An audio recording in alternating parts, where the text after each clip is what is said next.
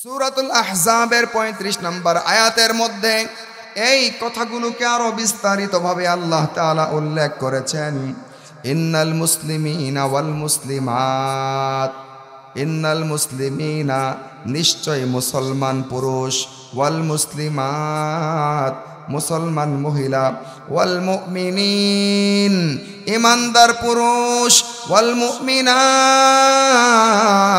ইমানদার নারী, ওয়াল কানিতিনা ওয়াল কানিতাত আনুগত্যশীল পুরুষ আনুগত্যশীল নারী, ওয়াস-সাদিকিনা ওয়াস-সাদিকাত সত্যবাদী পুরুষ সত্যবাদী নারী, ওয়াস-সাবিরিনা ওয়াস-সাবিরাত ঈমান আমলের উপরে ধৈর্যশীল পুরুষ, বিপদ আপদ বালা মুসিবতে ধৈর্যশীল পুরুষ, আর বিপদ আপদ বালা মুসিবত আল্লাহ পাকের পরীক্ষায় ধৈর্যশীলা মহিলা, ওয়াল খাশিঈনা ওয়াল খাশিআত বিনয় অবলম্বনকারী পুরুষ আর বিনয় নম্র ভদ্রতা অবলম্বনকারী মহিলা, ওয়াল মুতাসাদ্দিকিন আল্লাহ রাস্তায় দান সদকাকারী পুরুষ, ওয়াল মুতাসাদ্দিকাত আল্লাহ রাস্তায় দান সদকাকারিনী মহিলা, ওয়াস-সাইমিন রোজা রাখনেওয়ালা পুরুষ আর ফরজ নফল মিলায়া রোজা রাখনেওয়ালি মহিলা, ওয়াল হাফিযিনা ফুরুজাহুম ওয়াল হাফিজাত সতীত্ব হেফাজতকারী পুরুষ আর সতীত্ব হেফাজতকারী মহিলা, ওয়ায-যাকিরিনাল্লাহা কাসীরান ওয়ায-যাকিরাত সদা সর্বদা আল্লাহ তাআলার ধ্যান খেয়ালে দিকিরে চলনেওয়ালা পুরুষ, আল্লাহ তাআলার ফিকিরে চলনেওয়ালি মহিলা।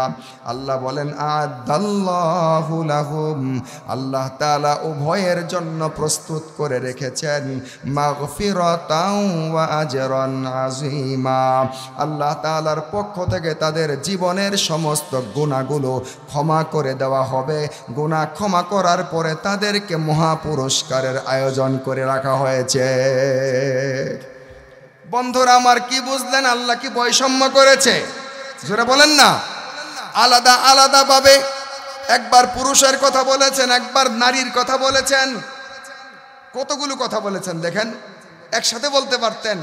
আমাদের দিলে যেন, আমাদের মা বোনদের দিলে যেন কষ্ট না লাগে, তারা যেন নিজেদেরকে ছোট মনে না করে, হতাশ না হয়, পেরেশান না হয়, ছোট মনে না করে, এই জন্য আল্লাহ তাআলা তাদের দিলকে খুশি করার জন্য আল্লাহ তাআলা একবার পুরুষের কথা বলেছেন, একবার নারীর কথা বলেছেন। ইমানদার পুরুষ ইমানদার নারী, মুসলমান পুরুষ মুসলমান নারী, আনুগত্যশীল পুরুষ আনুগত্যশীল নারী, ধৈর্যশীল পুরুষ ধৈর্যশীলা নারী, বিনয়ী পুরুষ বিনয়ী নারী। এইরকম ভাবে জিকির করনেওয়ালা পুরুষ জিকির করনেওয়ালা নারী, রোজাদার পুরুষ রোজাদার নারী, দানশীল পুরুষ দানশীলা নারী। এরকম ভাবে জিকির করনেওয়ালা সতীত্ব হেফাজতকারী পুরুষ সতীত্ব হেফাজতকারী নারী। আল্লাহ বলেন উভয়ের জন্য আল্লাহ তাআলা বিশাল ক্ষমাশীলতা রেখে দিয়েছেন, উভয়কে ক্ষমা করে দিবেন এবং উভয়ের জন্য জান্নাতকে প্রস্তুত করে রাখা হয়েছে। বন্ধুরা আমার, নারী এবং পুরুষকে আল্লাহ তাআলা পুরস্কার দেওয়ার লাইনে, সম্মান দেওয়ার লাইনে, জান্নাত দেওয়ার লাইনে, নেকি এবং সওয়াব দেওয়ার লাইনে তাদের উভয়কে কোনো বৈষম্য না করে ঈমান এবং আমলের উপরে ছেড়ে দিয়েছেন।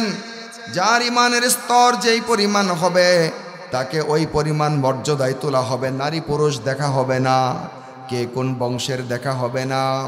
আল্লাহ বলেন ইন্না আকরামাকুম ইনদাল্লাহি আতকাকুম আল্লাহ তাআলার কাছে সবচেয়ে সম্মানিত ওই মানুষটা, যেই মানুষটা আল্লাহ তাআলাকে সবচেয়ে বেশি ভয় করে। যেই মানুষটা সবচেয়ে বেশি আল্লাহকে ভয় করে ওই মানুষটা বেশি সম্মানী। একথা বলেন নাই পুরুষ বেশি সম্মানী কারণ সে আল্লাহকে বেশি ভয় করে। না না না, অসংখ্য ঘরে ঘরে ঘরে ঘরে এমন নারী আছে যেই নারী স্বামীর চেয়ে বেশি রোজা রাখে, স্বামীর চেয়ে বেশি নামাজ পড়ে, স্বামীর চেয়ে বেশি দিন মেনে চলে, স্বামীর চেয়ে বেশি তাসবিহ তাহলিল করে, আছে না নাই? স্বামী পর্দার বালাই নাই অথচ বউ পর্দা করে।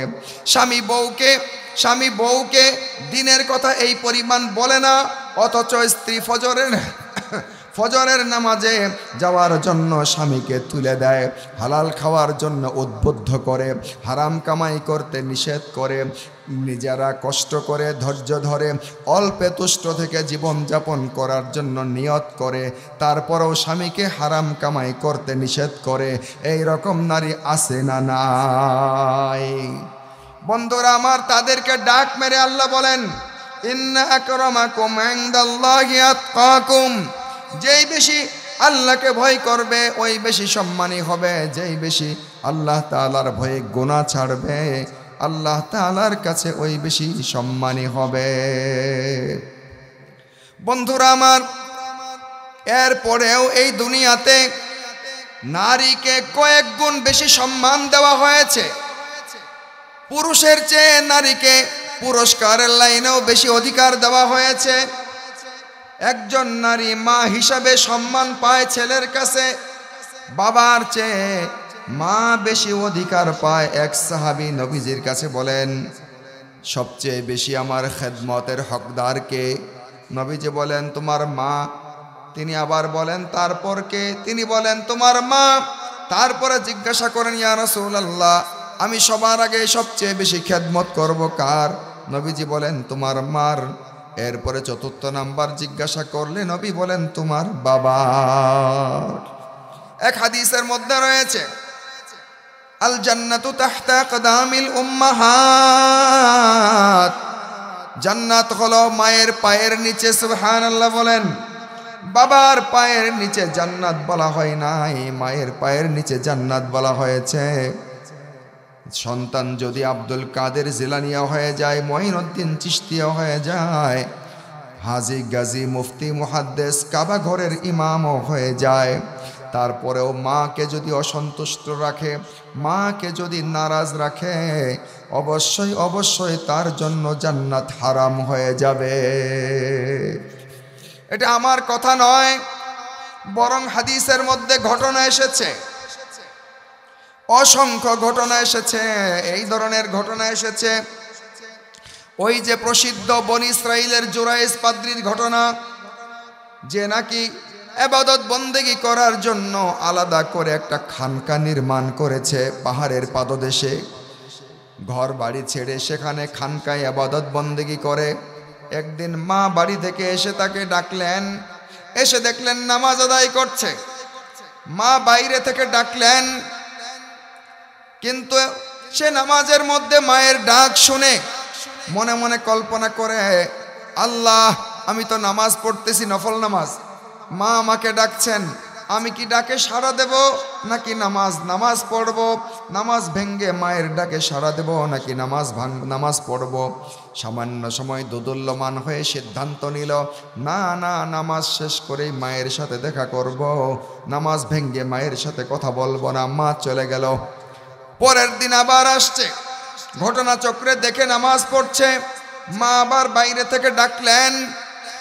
তৃতীয় দিন, দ্বিতীয় দিন, একইভাবে দিলের মধ্যে অন্তরের সাথে পরামর্শ করে সিদ্ধান্ত নিল। এবারও মায়ের ডাকের জবাব দিল না। জবাব না দিয়ে সে নামাজ পড়তেছে। মা চলে গেলেন। তৃতীয় দিন আবার এসে একই রকম করে সন্তানকে ডাকলো। সন্তান কত বড় বুজুর্গ, ওই জমানার বড় আল্লাহর ওলি। সন্তানকে ডাক দিল। তৃতীয় দিনে যখন এই সিদ্ধান্ত নিল, জবাব দিল না।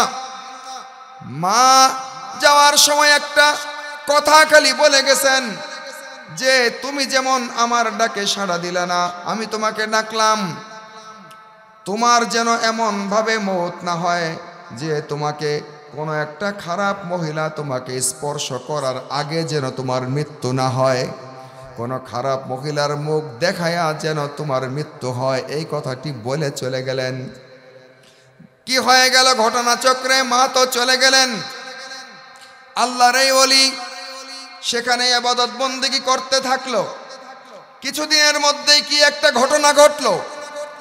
ওই আল্লাহর ওলির খানকার পাশেই এক রাখাল বকরি চড়াইতো, এবং সেখানে এক খারাপ মহিলা, দেহ ব্যবসায়ী মহিলা সেখানে বসবাস করত। ঘটনা চক্রে ওই খারাপ মহিলাটা কিছুদিন পরে সে একটা সন্তান প্রসব করলো, পিতাহীন সন্তান। এলাকার মানুষেরা খোঁজ খবর যখন পাইল, মহিলাটাকে ধরলো, মেয়েটাকে ধরলো। বরং এর আগে একটা কথা ছিল, এলাকার কিছু যুবক মিলে ষড়যন্ত্র করলো, কুচক্রী মহল ষড়যন্ত্র করলো, ওই মহিলাকে বুঝাইলো যে তোমাকে দিয়ে এই যে আল্লাহর ওলি, দেখা যায় বুজুর্গ মানুষ, এর বেইজ্জত করব, তুমি রাজি আছো নাকি? কই হ্যাঁ আমি রাজি আছি।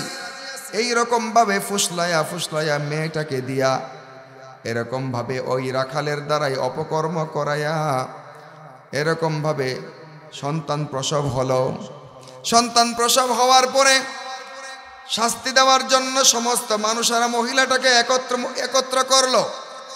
মহিলাটাকে বলল, বলো তোমার সন্তান কই থেকে এসেছে? মহিলাটা অকপটে বলে দিল, আমার গর্ভের সন্তান এসেছে ওই যে বুজুর্গ থেকে।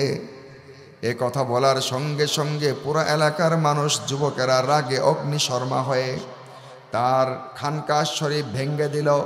এবং শুধু খানকা ভেঙ্গে দিয়েই ক্ষান্ত হয়নি, বরং এই বুজুর্গকে এমন পিটনা দিল, মারতে মারতে আদা মারা করে ফেলেছে।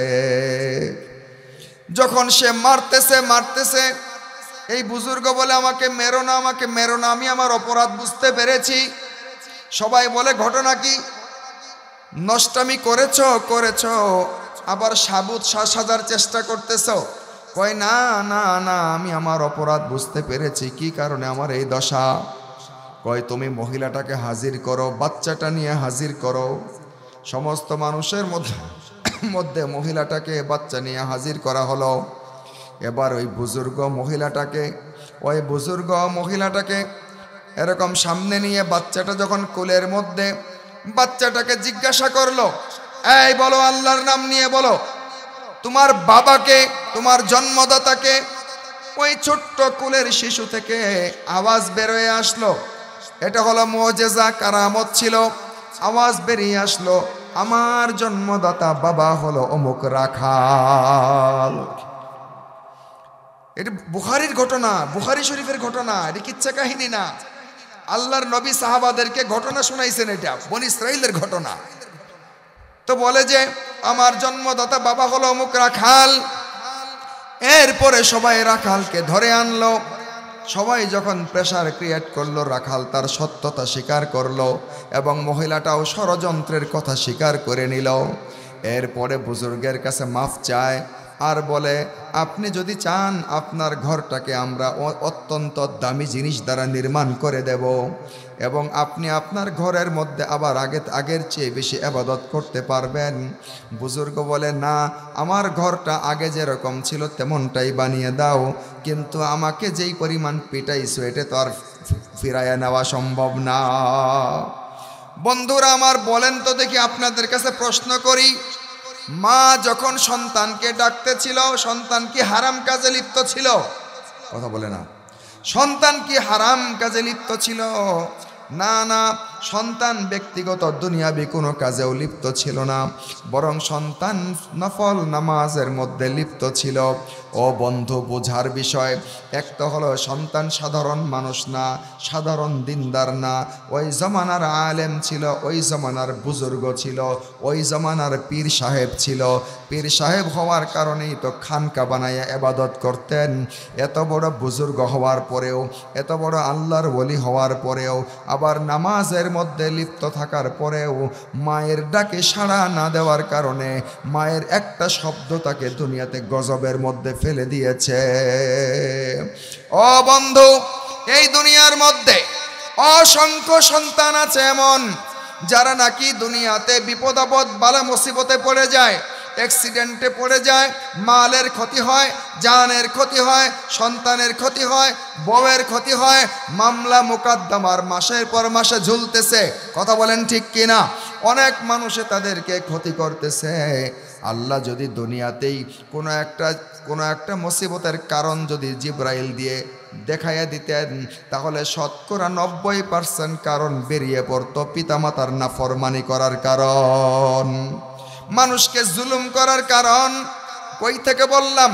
হাদিসের মধ্যে রাসূল করিম সাল্লাল্লাহু আলাইহি ওয়াসাল্লাম বলেন, বাবানে মুআজ্জালানে, বাবানে মুআজ্জালানে উকুবাতুহুমা ফিদ দুনিয়া, দুইটা অপরাধের শাস্তি পরকালের জন্য অপেক্ষা করেন না আল্লাহ তাআলা, বরং দুইটা অপরাধের শাস্তি আল্লাহ নগদ দুনিয়াতেই দিয়ে দেন, দিবেনই দিবেন। দুইটা অপরাধের শাস্তি আল্লাহ দুনিয়াতে অবশ্যই দিবেন, সহিহ হাদিস। এক নাম্বার হলো আল বাগিয়ু, নাম্বার 2 হলো আল উকুক। এক নাম্বার হলো আল বাগিয়ু, জুলুম। প্রতিবেশী যদি প্রতিবেশীর উপরে জুলুম করে, ক্ষমতার বলে, টাকার বলে, পোস্ট পজিশনের বলে, রাজনৈতিক ক্ষমতার বলে, ধন সম্পদের বলে, বাহুবলে, জনবলে প্রতিবেশীর জমিন জোর করে নিয়ে ফেলছে, প্রতিবেশীর রাস্তা বন্ধ করে দিছে, এরকম সীমানার মধ্যে বড় বড় গাছ লাগাইছে, যেই গাছের ডালপালার কারণে প্রতিবেশীর ক্ষেতের মধ্যে কোনো ফসল হয় না, আছে না নাই? প্রতিবেশীর চলাফেরার রাস্তা বন্ধ করে দিছে, প্রতিবেশীকে কষ্ট দেয়, প্রতিবেশীকে আঘাত করে, প্রতিবেশীকে হিংসা করে, প্রতিবেশীকে ক্ষতি করে, জুলুম করে। এই ধরনের জুলুম যার করে দুনিয়াতে মনে করেছে টাকার গরমে জুলুম করলাম, এরকম বিজয়ী হয়ে গেলাম। আল্লাহর নবী বলেন না না না, দুনিয়ার মধ্যে কোনো জালেম কখনো বিজয়ী হয় না। যত জালেম আছে তাদের শাস্তি আল্লাহ দুনিয়াতেই আল্লাহ দিয়ে দেন, আর পরকালের শাস্তি তো রিজার্ভ রাইখা দিছে। বাবানে মুআজ্জালানে উকুবাতুহুমা ফিদ দুনিয়া আল বাগয়ু ওয়াল উকুক। নাম্বার 2 হলো যারা পিতামাতার নাফরমানি করে, মা বাবাকে কষ্ট দেয়, মা বাবাকে আঘাত দিয়ে কথা বলে, ধমক দিয়ে কথা বলে, চোখ লাল করে কথা বলে, মুখ বিষ করে কথা বলে, বউকে দিয়ে কথা শোনায়, অপর মানুষকে দিয়ে কথা শোনায়, মা বাবাকে কষ্ট দেয়, কামাই করে মা বাবাকে খাবার দেয় না, খরচপাতি দেয় না, শীত গরমের কাপড় দেয় না, ভালো মন্দ থাকার জায়গা দেয় না, নিজেরা বড় ঘরের মধ্যে নতুন ঘরে থাকে, মা বাবাকে গোয়াল ঘরে রাখে, নিজেরা তুলতুলে লেপ এবং কম্বলের মধ্যে থাকে, মা বাবাকে ওই পুরাতন বুড়া খেতার মধ্যে রাখে, আসে না নাই? নিজেরা টুনাটুনি মিলে সন্তানকে লেখাপড়া করার বাহানা দিয়ে শহরে বিল্ডিং ভাড়া করে থাকে, মাসের পর মাস চলে যায়, বন্ধু বান্ধব নিয়ে মাঝে মাঝে পিকনিকে যায়, বন্ধু বান্ধব নিয়ে শেরপুরের বড় বড় হোটেলে গিয়ে খায়, অথচ 1 মাসের মধ্যে বন্ধুর পিছনে যেই টাকা খরচ করে, চাকরির কলিকের পিছনে যেই টাকা খরচ করে, এর 100 ভাগের 1 ভাগ টাকাও মা বাবার জন্য খরচ করতে মন চায় না। প্রতিদিন অফিস থেকে বাড়িতে আসার সময় সন্তানের জন্য হয়তো 2 হালি কলা নিয়ে আসে, নয়তো আঙ্গুর নিয়ে আসে, নয়তো কমলা নিয়ে আসে, নয়তো বিভিন্ন ফল ফ্রুটস নিয়ে আসে, নয়তো চকলেট হলেও নিয়ে আসে। 1 মাস পরে বাড়িতে আসার সময় 1 কেজি মিষ্টি অথবা 2 বিড়া পান নিয়ে আসতেও তার কলিজা কাঁপে।